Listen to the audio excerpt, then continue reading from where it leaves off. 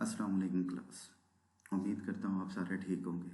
अल्लाह तबारक ताला आपको और मुझे इस मौजूदी बीमारी से बचाए और उस बीमारी से बचाए जो बिल्कुल नज़र भी नहीं आती। अच्छा क्लास, इससे पिछला जो हमारा लेक्चर था उसके अंदर हमने बात की थी फाइनेंस की और हमने जिक्र किया था टाइप्स ऑफ फाइनेंस का, और हमने उस लेक्चर के अंदर हमने डिफ्रेंशिएट किया था between public finance and private finance. आज के लेक्चर के अंदर क्लास मैं आपको इंट्रोडक्शन टू पब्लिक फाइनेंस के बारे में बताऊंगा कि पब्लिक फाइनेंस होती क्या है। फिर हम उसके स्कोप के बारे में पढ़ेंगे और फंक्शंस ऑफ पब्लिक फाइनेंस के बारे में पढ़ेंगे। इसके साथ साथ हम पब्लिक फाइनेंस के अंदर के मॉडर्न ट्रेंड्स को भी देखेंगे कि मॉडर्न ट्रेंड्स के अंदर पब्लिक फाइनेंस का क्या रोल है और इसके अंदर किन किन चीज़ों की with the passage of time improvement हुई है और एडिशन हुई है इस कंसेप्ट के अंदर। बेसिक क्लास, अगर आप पब्लिक फाइनेंस की बात करते हैं तो पब्लिक फाइनेंस इकोनॉमिक्स की वो ब्रांच है जो कि डील करती है किसी भी गवर्नमेंट की तमाम फाइनेंशियल एक्टिविटीज़ से। अच्छा, अब ये फाइनेंशियल एक्टिविटीज़ जो है वो किसी भी गवर्नमेंट की डिफरेंट लेवल के ऊपर हो सकती हैं। अब ये फेडरल गवर्नमेंट की भी हो सकती हैं, ये प्रोविजनल गवर्नमेंट की भी हो सकती हैं, ये लोकल गवर्नमेंट की भी हो सकती हैं। और इनसे रिलेटेड जितनी भी पॉलिसीज़ हैं और इनको प्रिपेयर करने के, फाइनेंशियल एक्टिविटीज़ को प्रिपेयर करने के लिए जितनी भी अथॉरिटीज़ बैठी हुई हैं वो तमाम की तमाम किसके अंदर आएंगी, वो तमाम की तमाम पब्लिक फाइनेंस के अंदर आएंगी। अच्छा, अगर हम प्रोफेसर डेल्टन की पब्लिक फाइनेंस की डेफिनेशन देखी जाए तो प्रोफेसर डेल्टन के मुताबिक पब्लिक फाइनेंस बेसिकली कंसर्न करती है इनकम एंड एक्सपेंडिचर और पब्लिक अथॉरिटीज़ से, और उससे रिलेटेड जितनी भी एडजस्टमेंट होती है वन टू अनदर के अंदर उससे रिलेट करती है। ये adjustment to one to another से मुराद ये है कि आपकी इनकम और एक्सपेंडिचर से रिलेटेड जितनी भी एडजस्टमेंट्स होती हैं उसको डील करती है। तो कलेक्टिवली हम ये कह सकते हैं कि पब्लिक फाइनेंस जो है वो रिलेट करती होती है आपके गवर्नमेंट की इनकम से और इनकम के सोर्सेज से, उनको कैसे इंक्रीज़ किया जा सकता है और कैसे डिस्ट्रीब्यूशन ऑफ फंड्स करते हैं और हम किस तरह उसकी स्पेंडिंग करते हैं कि गवर्नमेंट के फंक्शंस भी चलते रहें और हमारी आवाम को वेलफेयर भी मिलता रहे और स्टेट की डेवलपमेंट भी होती रहे और स्टेट के अंदर ग्रोथ का ट्रेंड आ जाए। अच्छा, अगर प्रोफेसर रिचर्ड की बात करते हैं, प्रोफेसर रिचर्ड ने कहा the complex of problems that centres on the revenue and expenditure process of the government is referred to traditionally as public finance. जिस तरह कि प्रोफेसर रिचर्ड ने कहा कि जितनी भी प्रॉब्लम्स हैं रिलेटेड टू जो है रेवेन्यू एंड एक्सपेंडिचर प्रोसेस, जब रेवेन्यू एंड एक्सपेंडिचर प्रोसेस की बात आ जाती है इससे मुराद आ जाता है बजट का। बजट किसका? गवर्नमेंट का। इससे रिलेटेड जितनी भी गवर्नमेंट बजट से रिलेटेड जितनी भी पॉलिसीज़ होंगी, जितने भी प्रॉब्लम्स होंगी, वो सारी की सारी किस में आएंगी? पब्लिक फाइनेंस के अंदर आएंगी। अगर आप बात करें टेलर की, according to the Taylor, public finance studies the manner in which state through its organs the government raises and spend the resources required. The public finance is thus concerned with the operation and policies of the fiscal public treasury.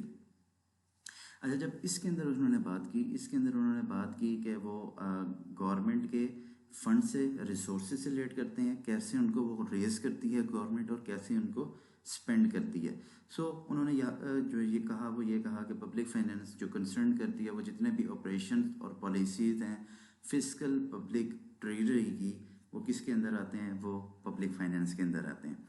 अगर आप पाकिस्तान की मिसाल लें तो पाकिस्तान के अंदर अगर आपने ब्रॉड लेवल के ऊपर देखना है तो जितनी भी ऑपरेशंस और पॉलिसीज़ हैं मिनिस्ट्री ऑफ फाइनेंस की, तो वो क्या इसके अंदर आएंगी? पब्लिक फाइनेंस के अंदर आएंगी। अगर आपने इसको थोड़ा सा नैरो डाउन करना है तो जितनी भी पॉलिसीज़ हैं स्टेट बैंक की, वो सारी की सारी किसके अंदर आएंगी? पब्लिक फाइनेंस के अंदर आएंगी। अच्छा, अब बात करते हैं प्रोफेसर हिक्स की। प्रोफेसर हिक्स ने बात की कि public finance is highlights the satisfaction of collective wants which in turn leads to need to secure necessary resources carry out their purpose. अच्छा, इन्होंने ये बात की कि कलेक्टिव वांट्स को फुलफ़िल करने के लिए जितने भी रिसोर्सेज रिक्वायर्ड होंगे इन ऑपरेशंस को, इन प्रोसेस को, मतलब वांट्स को फुलफ़िल करने के लिए, वो सारे के सारे किसे हैं? पब्लिक फाइनेंस के अंदर आएंगे। अब जब आपने कलेक्टिव वांट्स की बात की तो इससे मुराद पब्लिक जो है आपकी पब्लिक सेक्टर की वेलफेयर है जी। अच्छा, स्कोप ऑफ पब्लिक फाइनेंस की बात करते हैं जी। अब जब स्कोप ऑफ पब्लिक फाइनेंस के अंदर जो है प्रोफेसर डल्टन ने पब्लिक फाइनेंस के स्कोप को 4 एरियाज के अंदर डिवाइड किया। पहला एरिया जो है उन्होंने जो है कहा वो पब्लिक इनकम, दूसरा कहा पब्लिक एक्सपेंडिचर, तीसरा कहा पब्लिक डेट और चौथा कहा फाइनेंशियल एडमिनिस्ट्रेशन। जब बात करते हैं हम पब्लिक इनकम और पब्लिक रेवेन्यू की, तो इसके अंदर बेसिकली वो तमाम सोर्सेज ऑफ गवर्नमेंट इनकम आ जाते हैं जहाँ से गवर्नमेंट अपनी इनकम हासिल कर सकती हैं। जैसा कि आपको पता है कि गवर्नमेंट का सबसे बड़ा सोर्स ऑफ इनकम टैक्सेशन है, तो इसके अंदर हम सबसे पहले जिस चीज़ के ऊपर फोकस करते हैं वो हम कैनन ऑफ टैक्सेशन के ऊपर फोकस करते हैं। अब कैनन ऑफ टैक्सेशन क्या है? बेसिकली कैनन ऑफ टैक्सेशन से मुराद वो असूल हैं जिनके थ्रू जो है वो अवाम के ऊपर टैक्स लगाया जाता है जी, और उनसे टैक्स कलेक्ट किया जाता है। जब आप ये चीज़ें देखते हैं तो इसके साथ हम उनके मेरिट्स और डीमेरिट्स को भी देखते हैं कि कौन सा अगर टैक्सेशन सिस्टम हम अडॉप्ट करेंगे उसका कितना हमें फ़ायदा होगा और कि उससे क्या नुकसान होगा। और फिर उसके बाद हम ये भी देखेंगे कि उसका इकॉनमी के ऊपर क्या इम्पेक्ट पड़ेगा। तो इकॉनमी के ऊपर उसका इफेक्ट देखने के लिए हम इंसिडेंट्स ऑफ टैक्स को देखेंगे और इम्पैक्ट ऑफ टैक्सेशन को भी देखेंगे। अच्छा, अब बात आती है पब्लिक एक्सपेंडिचर की। जब आप पब्लिक एक्सपेंडिचर की बात करते हैं तो इसके अंदर हम वो तमाम एरियाज़ या तमाम कैटेगरीज़ को डिफ़ाइन करेंगे जिसके अंदर पब्लिक फाइनेंस को क्लासिफाइड किया गया है। जो मेजर जो हमारे पास जो पब्लिक एक्सपेंडिचर होता है वो हमारा होता है डेवलपमेंट एक्सपेंडिचर। मतलब जिस एक्सपेंडिचर के तहत जो है वो आप गवर्नमेंट जो है वो रोड्स बनाती है, डैम्स बनाती है, फिर उसके बाद आपके जो है ये हॉस्पिटल्स और फिर दीगर तरक्याती काम करते हैं, उनको हम डेवलपमेंट एक्सपेंडिचर्स कहते हैं। अच्छा, अब ये सिर्फ पब्लिक एक्सपेंडिचर तमाम के तमाम डेवलपमेंट एक्सपेंडिचर के ऊपर नहीं ख़त्म हो जाता। कुछ हमारे जो है वो ट्रेडिशनल भी एक्सपेंडिचर होते हैं, जिस तरह के डिफेंस एक्सपेंडिचर हो गए। फिर उसके बाद हमारे पास और भी बहुत तरह के एक्सपेंडिचर होते हैं जिस तरह सब्सिडीज़ वगैरह हो गई। तो मतलब इन तमाम एक्सपेंडिचर्स की स्टडी को आप क्या कहते हैं? पब्लिक एक्सपेंडिचर कहते हैं। और अगर इनकी स्टडी करनी है तो हमें कैनन ऑफ पब्लिक एक्सपेंडिचर्स को देखना पड़ेगा, और हम पब्लिक एक्सपेंडिचर्स के अंदर इस चीज़ को लाजमी देखते हैं। फिर हम ये भी देखते हैं कि आपका पब्लिक एक्सपेंडिचर का इकॉनमी के ऊपर क्या इम्पैक्ट पड़ा, और अगर पब्लिक एक्सपेंडिचर बढ़ रहे हैं तो वो क्यों बढ़ रहे हैं, उनके रीजंस क्या हैं पब्लिक एक्सपेंडिचर बढ़ने की। अच्छा, अब बात करते हैं पब्लिक डेट की। पब्लिक डेट से मुराद बैरूनी कर्जा है जो कि एक गवर्नमेंट दूसरी गवर्नमेंट से लेती है अपने मामलात को चलाने के लिए। आजकल के दौर के अंदर पब्लिक फाइनेंस के अंदर पब्लिक डेट की बहुत ज़्यादा अहमियत है, क्योंकि गवर्नमेंट जो है अपने फंक्शंस को फुलफ़िल करने के लिए और लोगों की जो है दिन ब दिन की जो नीड्स को फुलफ़िल करने के लिए दूसरी गवर्नमेंट से कर्ज़े लेती हैं जी। और फिर उन कर्जेज़ के गवर्नमेंट और इकॉनमी के ऊपर इम्पैक्ट भी होते हैं और बर्डन भी आवाम के ऊपर आता है। इस तमाम से रिलेटेड जितनी भी स्टडीज़ होती हैं वो पब्लिक डेट्स के अंदर आ जाती हैं। पब्लिक डेट्स का आजकल के दौर के अंदर पाकिस्तान के अंदर बहुत ज़्यादा प्रेशर है। अब देखें, जब इमरान खान की गवर्नमेंट आई, इमरान खान की गवर्नमेंट ने सबसे पहली बात ये की कि ख़जाने के अंदर पैसे नहीं हैं और हमने इस साल कर्ज़े की बहुत ज़्यादा किस्तें देनी हैं, बैरूनी कर्ज़े की। तो वो जो बैरूनी कर्ज़ा है वो ये पब्लिक डेट्स के अंदर आता है जी। अच्छा, मोर ओवर अब देखते हैं, जिस तरह आप ये भी देखते हैं कि बर्डन की बात की गई। अब IMF जब जो है वो अच्छा, हम इधर IMF की बात कर रहे थे। अब जब IMF की बात कर रहे थे तो जब IMF कर्ज़े देते हैं तो उसके साथ वो अपनी शराइत भी रखता है कि जो है ना कि कर्ज़े वापसी के लिए आपको ये इक़दाम करने पड़ेंगे।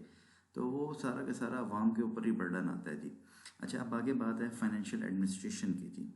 फाइनेंशियल एडमिनिस्ट्रेशन से मुराद यहाँ पे ये है कि जितनी भी आप बजट को बनाने के लिए बजटेड पॉलिसीज़ बना लेते हैं और इनसे रिलेटेड जितनी भी आप प्रेजेंटेशंस करते हैं, जो भी रूल्स एंड रेगुलेशन पास करते हैं, वो सारी के तमाम फाइनेंशियल एडमिनिस्ट्रेशन के अंदर आ जाती है।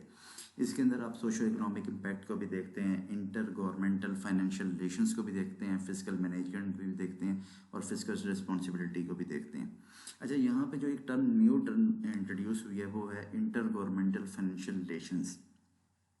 अच्छा, आजकल के दौर में आप ये भी देखते हैं, अगर आपने टीवी देखा होगा तो आपको ये भी पता चलेगा कि वफाक और सिंध हुकूमत के दरमियान बड़ी बयानबाजी होती रही कि वफाक कहता है कि हमने सिंध गवर्नमेंट को रिसोर्स दिए, हमने इनको पैसे दिए, इन्होंने सही इस्तेमाल नहीं किए। सिंध गवर्नमेंट कहता है वफाक हमें फ़ंड्स नहीं देता, हम किस तरह जो है वो अपने जो है इस बीमारी के अंदर किस तरह अपनी जो है वो ऑपरेशंस को रन कर सकें। ये तमाम की तमाम चीज़ें जो है वो इंटर गवर्नमेंट फाइनेंशियल रिलेशंस के अंदर आता है जी। जहाँ तक बात रही आपकी जो है सोशो इकोनॉमिक इम्पैक्ट की, इसके अंदर बेसिकली हम ये देखते हैं कि आपकी सोसाइटी और इकॉनमी के अंदर क्या इफ़ेक्ट पड़ रहा है जी। अच्छा, अब बात आती है फंक्शंस ऑफ पब्लिक फाइनेंस की। फंक्शन ऑफ पब्लिक फाइनेंस के अंदर जो है बेसिकली अगर आप डेफिनेशंस को देखा जाए तो उसके अंदर तो भी यही कहा जाएगा कि collections of revenue and expenditure on various activities, वो सारी की सारी जो है वो पब्लिक फाइनेंस के अंदर आती है। बेसिकली इन डेफिनेशंस के अंदर जितनी भी डेफिनेशन ये कहती हैं कि collection of revenue and expenditure on various activity, वो सब की सब जो है ना वो पब्लिक फाइनेंस का स्कोप बहुत ज़्यादा नैरो कर देता है। जिस तरह कि आजकल आपको पता है कि प्रोविजनल गवर्नमेंट का फाइनेंस सिस्टम जो है वो प्रोविजनल गवर्नमेंट के पास आ गया है, और लोकल गवर्नमेंट का भी जो है वो फाइनेंस सिस्टम उनके पास जो है उनको फाइनेंस करने, अपना कलेक्ट करने की और स्पेंड करने की इजाज़त दे दी है। तो उस वजह से जो है पब्लिक फाइनेंस की डेफिनेशन और एक्टिविटीज़ बहुत ज़्यादा इनलार्ज्ड हो गई हैं, और उसकी वजह से पब्लिक फाइनेंस का फंक्शन और स्कोप जो है वो बढ़ गया है। सबसे पहले वो बात करते हैं economic activity of the state. The scope of public finance was confined to the traditional functions of the state, that is provision of defense, law and order, justice and civic immunities। कहता है कि जो आपकी traditional जो है वो definitions हैं या ट्रेडिशनल जो पब्लिक फाइनेंस के फंक्शंस हैं वो यही थे कि आपको डिफेंस, लॉ एंड ऑर्डर को मेंटेन कर ले, जस्टिस को मेंटेन कर ले, और सिविक इम्यूनिटीज़ आपको प्रोवाइड कर दे। सिविक इम्यूनिटीज़ से मुराद पब्लिक सेक्टर्स, ऑफिसेज हैं, बिल्डिंग्स हैं, रोड्स हैं, हॉस्पिटल्स हैं, डैम्स हैं, यूनिवर्सिटीज़ हैं जी। कहता है लेकिन जब से वेलफेयर स्टेट का कंसेप्ट आया है, पब्लिक फाइनेंस का जो है वो रोल बहुत ज़्यादा इंक्रीज़ हो गया है। जिस तरह के पब्लिक फाइनेंस के रोल के अंदर अब ये आ गया कि आपने रिसोर्स की मोबिलाइजेशन करनी है, प्राइस स्टेबिलिटी जो है वो बनानी है, क्रिएट एम्प्लॉयमेंट जो है क्रिएट करनी है, मार्केट फेलियर से बचाना है, गवर्नमेंट आपने economic development, economic growth achieve करनी है, और मैक्सिमाइज करना है सोशल वेलफेयर को। अच्छा जी, आगे बात करते हैं फंक्शनल फाइनेंस की। फंक्शनल फाइनेंस के अंदर वो ये कहते हैं कि गवर्नमेंट का जो मेजर, पब्लिक फाइनेंस का जो मेजर रोल है कि वो गवर्नमेंट जो है वो एग्रीगेट डिमांड को जो है वो लाजमी मेंटेन करे बाय यूजिंग बजट, और जो डेवलप इकोनॉमिक्स हैं वो पब्लिक फंक्शनल फाइनेंस को यूज़ करती हैं कि पॉलिसीज़ को यूज़ करती हैं ट्रेड साइकिल को कंट्रोल करने के लिए। और जो डेवलपिंग कंट्रीज़ हैं वो इसके अंदर बेसिकली ये बात की गई है कि जितनी भी गवर्नमेंट है वो एग्रीगेट डिमांड को लाजमी मेंटेन करेगी, minimum level of aggregate demand लाजमी मेंटेन करेगी बाय यूजिंग बजट को इस्तेमाल करते हुए। और जो आपके डेवलप कंट्रीज़ हैं वो फंक्शनल फाइनेंस की पॉलिसीज़ को यूज़ करते हुए ट्रेड साइकिल को मेंटेन किया जाता है। ट्रेड साइकिल से मुराद यहाँ पे बिजनेस का साइकिल है, जिसके अंदर 4 फेजेस होती हैं जी। बूम होता है, रिसेशन होता है, डिप्रेशन होता है, और रिसेशन होता है जी। अच्छा, अब फिर वो बात करता है कि जो डेवलपिंग कंट्रीज़ हैं, जो डेवलपिंग नेशंस हैं, वो इन पॉलिसीज़ को अडॉप्ट करते हुए अपने इकोनॉमिक ग्रोथ को प्रमोट करती हैं जी। फिर बात आती है जी फिस्कल ऑपरेशंस की। The scope of public finance include the fiscal operations and their objective। Basically जितने भी पब्लिक फाइनेंस है वो रिलेट करती होती है फिजिकल ऑपरेशन से और उनके ऑब्जेक्टिव से। Physical operation refer to raising public revenue spending to achieve certain goals and financial administration.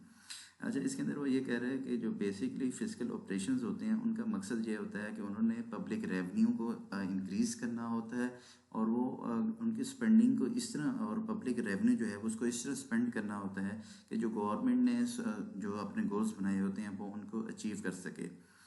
अच्छा, अब गवर्नमेंट ने जो है अपने for such operation the government use physical tools like taxation and public expenditure and public debt. जिस तरह के हमने ऊपर पढ़ा, फिजिकल ऑपरेशंस के लिए गवर्नमेंट जो है वो अपने रेवेन्यूज़ को कलेक्ट करने के लिए टैक्सेशन लेती है जी, लोगों से टैक्स के थ्रू जो है वो अपने रेवेन्यू इंक्रीज़ करती है।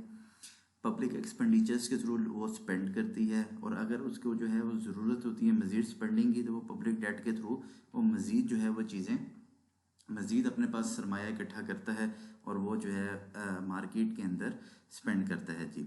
अच्छा, पब्लिक और फिजिकल ऑपरेशंस के फिजिकल ऑपरेशंस के हमारे पास जो है वो आगे चार टाइप के ऑब्जेक्टिव्स होते हैं जी। सबसे पहले होता है जी allocation of resources. Allocation of resources के अंदर बेसिकली वो बात करता है कि आपके मुल्क के अंदर कितने रिसोर्सेज हैं और वो आपने किस तरह एलोकेट करने हैं जी, और ताकि आपकी गवर्नमेंट जो है वो प्री डिटरमाइंड गोल्स भी अचीव कर सके। अच्छा जी, और आपके पास फिर उसके बाद कहते थे the national budget determines how fund are allocated different head of expenses, के मतलब आपके पास जितने भी फंड्स हैं वो आपने किस तरह डिफरेंट हेड ऑफ इकोनॉमिक्स जो है एक्सपेंसेस के अंदर डिवाइड करने हैं। The policy of public expenditure is use by government to directly undertake the resource allocation for different sectors. On the other hand, government can use taxation and subsidies to indirectly influence resource allocation. The next चीज़ जो हमारे पास अगली चीज़ है वो है distribution. Distribution के अंदर वो ये कहते हैं कि आपने पब्लिक रेवेन्यू मतलब जितनी भी आपकी इनकम है और रिसोर्सेज हैं आपने उनको इस तरह यूज़ करना है कि इकॉनमी के अंदर इनइक्वालिटी ना आए। इसके लिए फिर आप taxation and public expenditure policies use करते हैं कि आप इनइक्वालिटी को रिड्यूस कर लें। जिस तरह आप प्रोग्रेसिव डायरेक्ट टैक्सेशन यूज़ करते हैं जिससे अमीरों के ऊपर ज़्यादा बर्डन आता है और गरीबों के ऊपर कम। प्रोग्रेसिव डायरेक्ट टैक्सेशन के अंदर ये होता है कि बेसिकली जिसकी इनकम ज़्यादा है उसके ऊपर ज़्यादा टैक्सेशन लगे, टैक्स इम्पोज होगा, जिसकी इनकम कम है उसके ऊपर कम टैक्स इम्पोज होगा। ये तो क्या हो गई टैक्सेशन पॉलिसी। जब आप पब्लिक एक्सपेंडिचर की बात करते हैं तो पब्लिक एक्सपेंडिचर्स के अंदर आप बहुत सारे लोगों को सब्सिडीज़ दे देते हैं फूड के ऊपर, हेल्थ के ऊपर, एजुकेशन के ऊपर, जिससे इनकम इक्वालिटी भी ख़त्म हो जाती है तकरीबन। सॉरी। अच्छा, बात आती है स्टेबलाइजेशन की। स्टेबलाइजेशन के अंदर इन्होंने ये बताया कि developed economics experience business cycle, वो बिजनेस साइकिल को फेस करती हैं। बिजनेस साइकिल से मुराद यहाँ पे जिस तरह मैं पहले आपको बता गया कि ट्रेड साइकिल का जिक्र किया गया है कि आपके पास बूम भी होता है जब आपकी एक्टिविटीज़ एट पीक होती हैं, डिप्रेशन भी होता है जब आपकी activities at its lower level होती है जी। तो बेसिकली आपने इकॉनमी के अंदर स्टेबलाइजेशन करना है कि आपके पास जो है वो इकॉनमी के अंदर सिर्फ जो है वो ज़्यादा ना नुकसान में जाए और आपके अंदर आपकी इकॉनमी के अंदर इन्फ्लेशन ना बढ़े, आपकी इकॉनमी के अंदर जो है वो अनएम्प्लॉयमेंट ना बढ़े। इन चीज़ों को देखने के लिए जो है वो गवर्नमेंट जो है वो पॉलिसीज़ अडॉप्ट करती है कि आपकी इकॉनमी स्टेबलाइज रहे। चौथा ऑब्जेक्टिव जो है वो इकॉनमी ग्रोथ का है। In developing and undeveloped economies, the objective of fiscal operations are more promoted in nature। कि जो भी आपकी डेवलपिंग और अंडर डेवलपमेंट इकॉनमीज़ होती हैं, कंट्रीज़ होते हैं, उसके अंदर फिजिकल ऑपरेशंस का बेसिक मकसद क्या होता है कि वो उनकी इकॉनमी को बढ़ाए, इकॉनमी के अंदर ग्रोथ लेकर आए और उनके मुल्क को डेवलपमेंट के लेके जाए। The basic focus of physical operation in such economy is the use of budgetary operation to achieve growth and development. जिस तरह कि मैंने की बात की कि उनके फिजिकल ऑपरेशन का बेसिक मकसद क्या होता है कि वो इकॉनमी की ग्रोथ, उनकी इकॉनमी के अंदर ग्रोथ है और उनकी इकॉनमी डेवलप हो। This is done by encouraging capital formation and investment through public expenditure, tax and incentives to private sector। अभी तक के लिए इतना ही। आगे हमारा जो टॉपिक है वो रिलेट करता है modern trends of public finance से। Modern trends in public finance, इसके अंदर हम बेसिकली आज हम देखेंगे कि साउंड फाइनेंस क्या होती है और उसके साइड एंड फीचर क्या हैं। अच्छा, साउंड फाइनेंस के बारे में बताने से पहले मैं आपको क्लासिकल इकोनॉमिक्स के बारे में बता दूं। बेसिकली हमारे पास इकोनॉमिक्स के अंदर 3 स्कूल ऑफ थॉट्स हैं। एक क्लासिकल इकोनॉमिक्स चैन, दूसरा न्यू क्लासिकल इकोनॉमिक्स चैन, तीसरा मॉडर्न इकोनॉमिक्स कहते हैं जी। जो क्लासिकल इकोनॉमिक्स चैन ये बेसिकली फॉलो करते हैं जी एडम स्मिथ को। जो हमारा क्लासिकल स्कूल ऑफ थॉट है इकोनॉमिक्स का वो बेसिकली फॉलो करता है जी एडम स्मिथ को। और जो न्यू क्लासिकल हैं वो बेसिकली फॉलो करते हैं मार्शल को। और जो मॉडर्न इकोनॉमिक्स जिनको हम कहते हैं इकोनॉमिक्स के, वो बेसिकली फॉलो करते हैं रॉबिन्स को।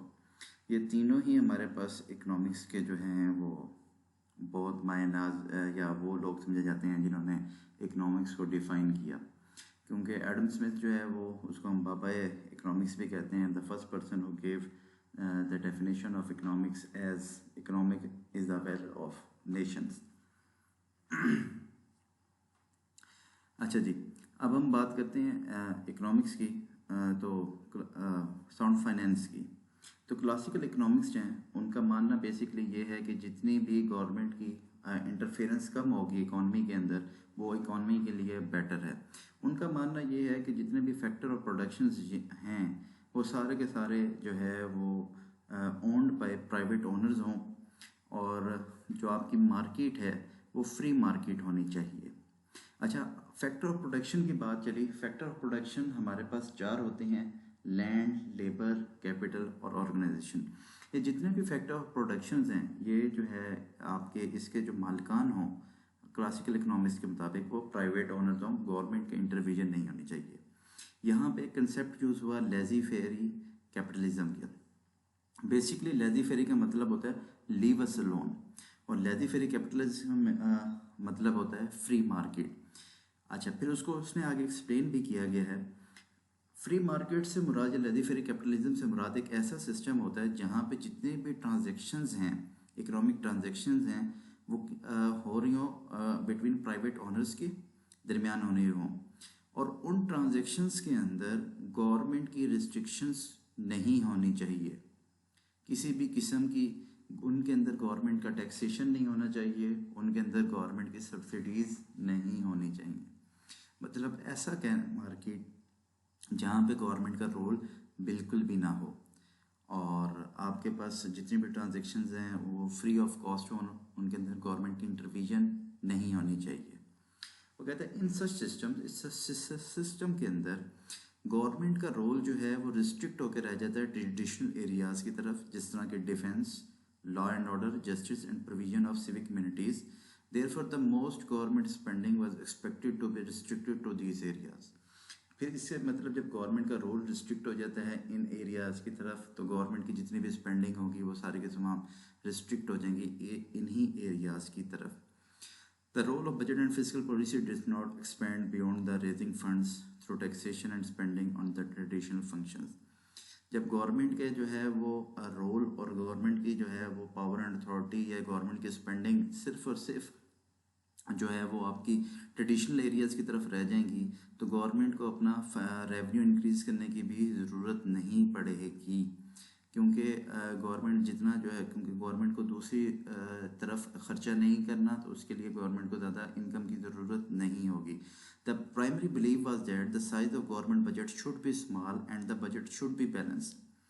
मतलब उनका मानना यह भी है कि जो है कि जो गवर्नमेंट का जो प्राइमरी बजट है वो छोटा होना चाहिए और बजट बैलेंस्ड होना चाहिए। जिस तरह को आपको पता है कि बजट हमारे पास 3 तरह का होता है, एक सरप्लस बजट होता है, एक बैलेंस बजट होता है, दूसरा तीसरा डेफिसिट बजटिंग होती है जी। जो सरप्लस बजटेड होता है उसके अंदर क्या होता है कि गवर्नमेंट के रेवेन्यू गवर्नमेंट के एक्सपेंडिचर से ज़्यादा होते हैं। जो बैलेंस बजट होता है उसके अंदर गवर्नमेंट रेवेन्यू और गवर्नमेंट एक्सपेंडिचर बराबर होते हैं। जो डेफिसिट बजट होता है उसके अंदर गवर्नमेंट एक्सपेंडिचर्स ज़्यादा होते हैं बनिस्बत गवर्नमेंट रेवेन्यूज़ के, और उनको मीट करने के लिए गवर्नमेंट को जो है वो लोन्स लेने पड़ते हैं और पब्लिक डेट की तरफ जाना पड़ता है। These breeze from the basis of the principle of sound finance. ये जितने भी बिलीव्स हैं इनके, ये बेसिकली बेस हैं साउंड फाइनेंस के। अब हम फीचर्स देखते हैं साउंड फाइनेंस के। सेल्स लॉ, सबसे पहले हमारे पास जो फीचर है साउंड फाइनेंस का वो है sales law. Like many other principles, the principle of sound finance is also based on sales law।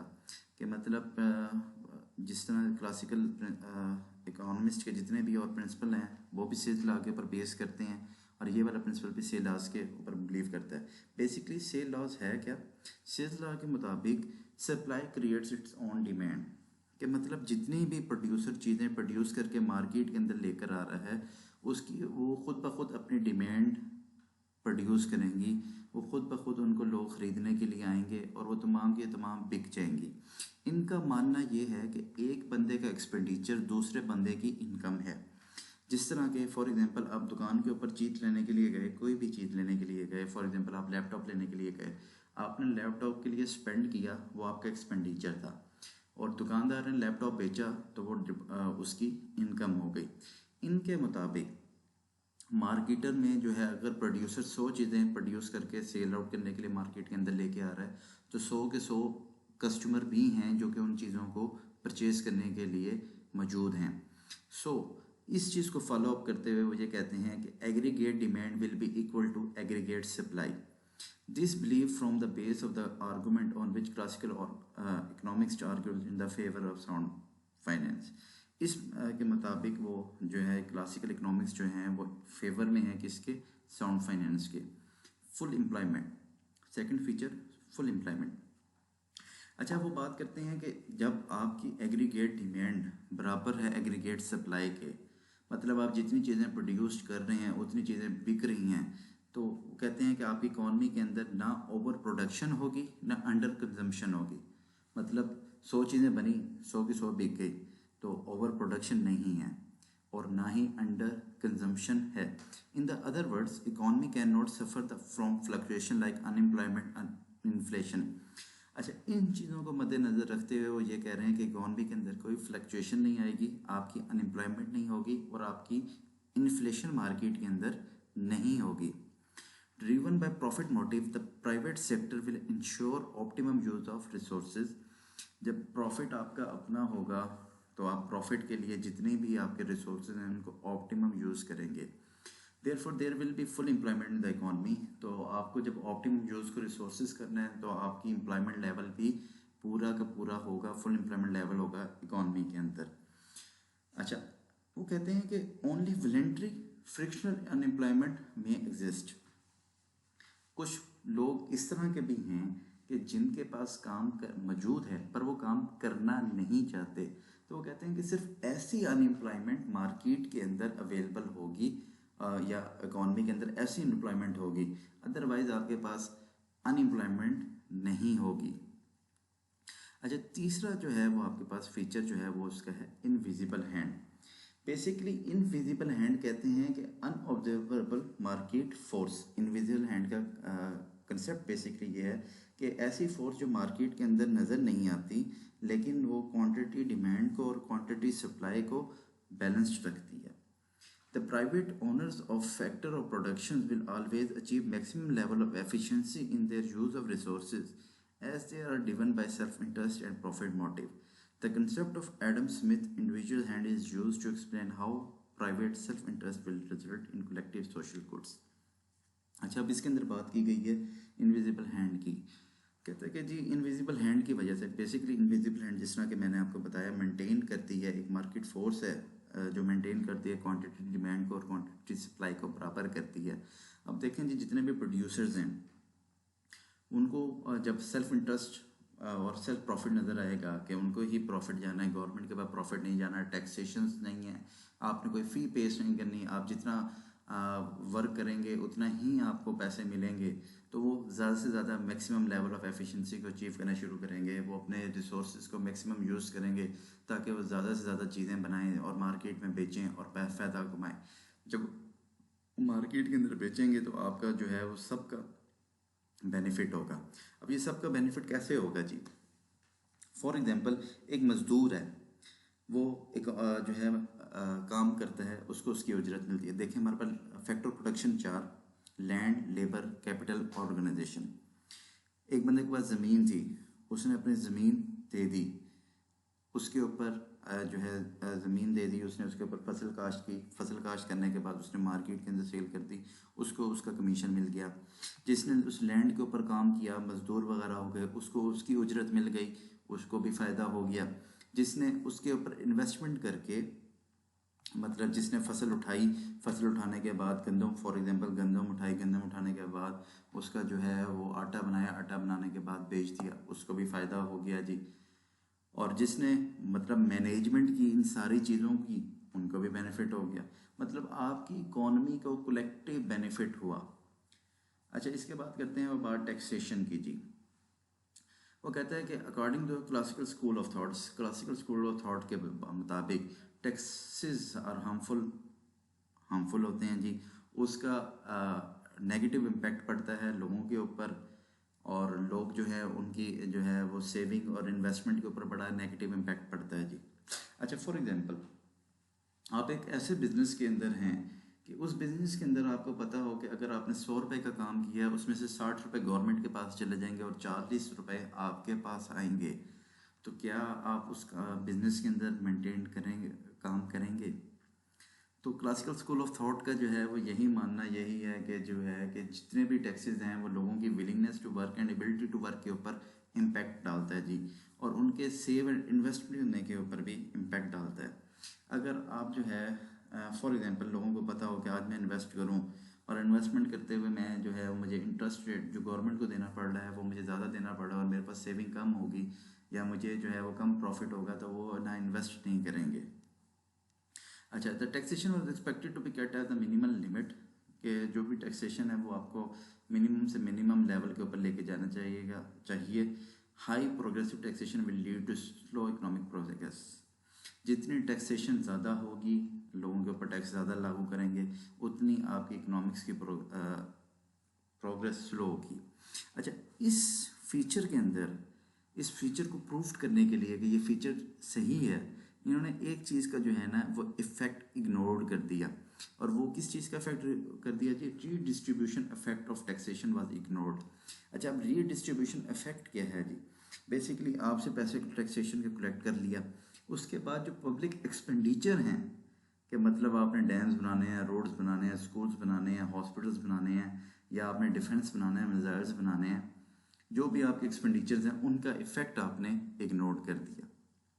अच्छा, पब्लिक एक्सपेंडिचर, वो कहता है कि जी साउंड फाइनेंस के अंदर जो भी पब्लिक एक्सपेंडिचर्स हैं वो ट्रेडिशनल एरियाज तक मेंटेन रहेंगी, like defence, law and order, justice, provision of civic communities. और जो है वो गवर्नमेंट बजट जो है वो बड़ा नहीं होना चाहिए, वो स्मॉल ही होना चाहिए, जिस तरह कैसे कि हमने ऊपर पढ़ा, क्योंकि गवर्नमेंट स्पेंडिंग जो है वो ज़्यादा लार्ज नहीं होंगी, तो गवर्नमेंट का बजट भी छोटा ही रहेगा। Balance budget. अच्छा, बैलेंस बजट के अंदर क्या कहता है? In laissez faire capitalism, since all factor of production are normally owned and used by private individual, the government can make use of such factors only by depriving the private sectors. Therefore, there is no justification for government to expand its expenditure beyond the revenue and incur deficit budget.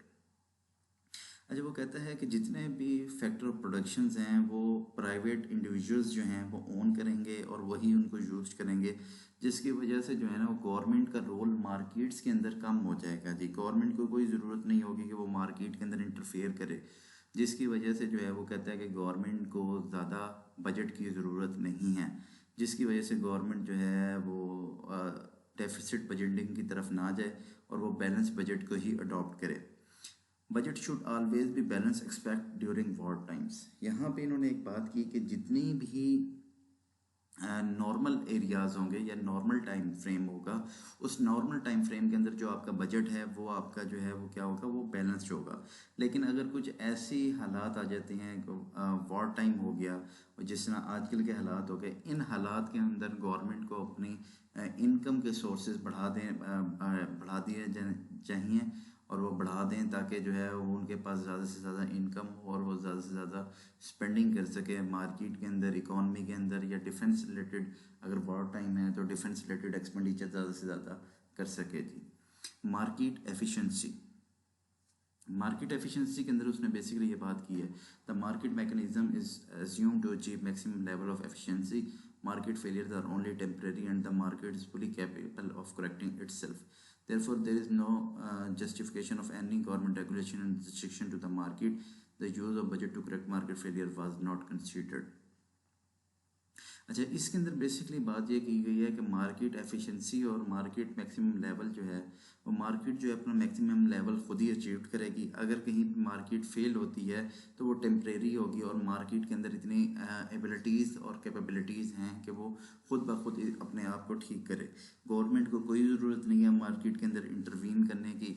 और यहाँ पे जो है government का market failure को market failure को के ऊपर वर्कआउट करने के लिए जो गवर्नमेंट बजट यूज़ करती है उसको हमने कंसीडर्ड नहीं किया। रिकार्डियन इक्विवेलेंस थ्योरम, जो रिकार्डियन इक्विवेलेंस थ्योरम है इसके मुताबिक budget deficit are uneconomical and harmful and social undesirable. अच्छा जी, अब इस अकॉर्डिंग थ्योरी ये कहती है कि आपका जो बजट डेफिसिट है वो अनइकोनॉमिकल है, हार्मफुल है और सोशल अनडिज़ायरेबल है। उसकी वजह से आपके मुल्क के अंदर इन्फ्लेशन आती है और आपकी इकोनॉमिक प्रोग्रेस हार्म होती है जी। अच्छा, इस थ्योरम की जो है ना, आप मतलब अगर आजकल मुल्क के करंटली हालात देख लें, इन हालात के अंदर जो है ना ये थ्योरम जो है ना वो बड़ा बेहतरीन है जी। जस्ट लाइक आपको एग्जांपल देता हूँ। पहली लाइन के अंदर देखें जी, deficit budget uneconomical, harmful, socially undesirable. Pakistan में 1971 से डेफिसिट बजटिंग हो रही है जी। मतलब आप बैरून मुल्क से कर्जे ले रहे हैं और अपनी जो है वो वांट्स को फुलफिल कर रहे हैं जी। अच्छा, आजकल के अगर आप मुल्क के अंदर हालात देखें, देखो आज से मतलब इस कोरोना की बीमारी से पहले मुल्क के माशी हालात क्या थे कि जी हमने जी कर्ज़ों की किस्तें देनी है जी, कर्ज़ों की किस्तें देनी है जी। हर पाकिस्तानी 1,75,000 या 1,80,000 रुपये का मकरूज़ हो गया है। वो किस वजह से मकरूज़ हुआ हुआ है जी? वो डेफिसिट बजटिंग की वजह से मकरूज़ हुआ हुआ है। कर्ज़े ले ले के हम पे लगाई गए और हमें फैसिलिटीज़ प्रोवाइड करते गए, हमें चीज़ें प्रोवाइड करते रहे। उसका इफ़ेक्ट क्या हुआ? उसका इफ़ेक्ट ये हुआ कि जी हर पाकिस्तानी मकरूज़ हो गया। आपकी इकनॉमिक प्रोग्रेस जो है और इकनॉमिक ग्रोथ जो है वो कम हो गई as compare to other nations जिनके ऊपर कर्जे काम है, और आपकी करेंसी की फेस वैल्यू कम हो गई। अच्छा, अब हमारे पास जो है वो लास्ट जो है वो है पॉलिटिकल व्यूज़ का जी। पॉलिटिकल व्यूज़ का कहता है कि sound finance is compatible with the political system that's supports private ownership and minimise government role. कहता है साउंड फाइनेंस का जो कंसेप्ट है ये उन पॉलिटिकल सिस्टम के साथ सपोर्ट करता है, उस पॉलिटिकल सिस्टम को सपोर्ट करता है जो कि बेसिकली बिलीव करते हैं कि प्राइवेट ओनरशिप होनी चाहिए और गवर्नमेंट का रोल कम से कम हो। Generally, ideologically, the conservative parties believe in the principle of sound finance, while the more liberal parties support functional finance. However, in practice, most government have been ordered to follow functional finance. अच्छा, वो कहता है कि जी जो conservative parties हैं वो basically sound finance को follow करती हैं, जो लिबरल पार्टीज़ हैं वो बेसिकली सपोर्ट करती हैं फंक्शनल फाइनेंस को। लेकिन आगे उसने एक ये बात भी कर दी कि जो ज़्यादातर मुल्कों की जो गवर्नमेंट है वो फॉलो करती है फंक्शनल फाइनेंस को। In very next lecture we start from functional finance. आज के लिए इतना ही, बाकी हम नेक्स्ट लेक्चर में देखेंगे इंशाअल्लाह ताला। अस्सलाम वालेकुम।